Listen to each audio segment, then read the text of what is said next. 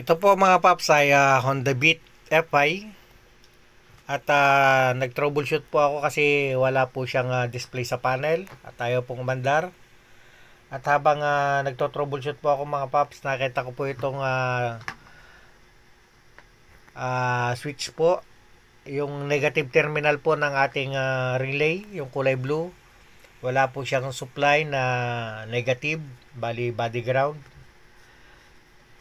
Bali, ang ginawa ko po dyan ay naglagay na lang po ako ng bypass na wire kasi ang putol po niya ay nandito po sa loob ng harness. Medyo mahaba po yung babaybayin kung tatalupan ko po lahat yung wire niya.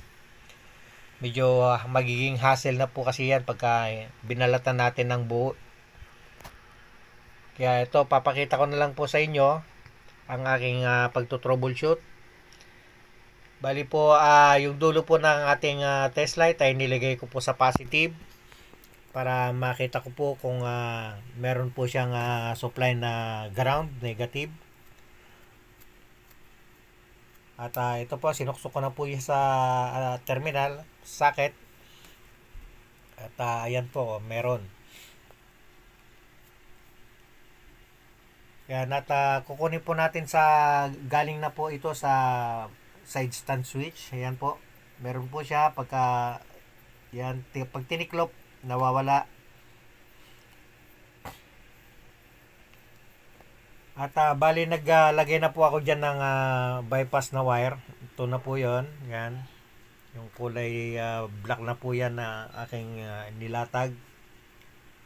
Ayan, gumagana na po yan. At itatap na lang po natin dun sa kulay green-white po na wire. Yun po yung supply po na negative na papunta po sa relay na kulay blue. Yan po yung relay na magsusupply po ng kuryente papunta po sa panel. At headlight po yata yung kanyang mga drive po dyan. Yung mga relay na tatlo dito sa kanang bahagi. At ayan, in-splice ko na lang po siya. At medyo nagmamadali po yung customer. Sabi niya, wag na lang daw ihinang at i-splice na lang. Tsaka na lang po namin ihinang pagka bibigay po ulit.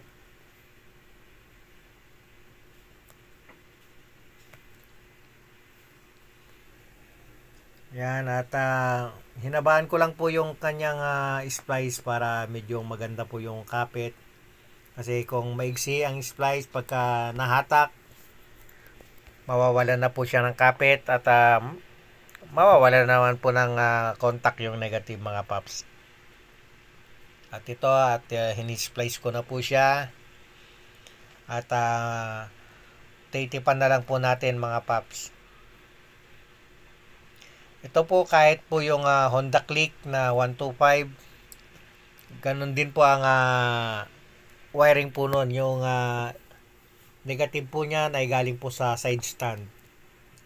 Kaya pagka nawala, minsan napapansin nyo pagka kinagat ng daga ang ating side stand wire, wala pong display po yan at hindi po yan naandar. Ito po ang nangyari sa kanya, corroded na po yung wire na mula doon sa harness, mula doon sa may leeg hanggang dito po, hanggang sa may relay. Kaya ginawa na lang po natin ng bypass mga paps, parehas lang naman po yun. Dahil ground lang naman po yung kanyang drive papunta doon sa relay, yun lang po talaga ang kanyang pupuntahan mga paps.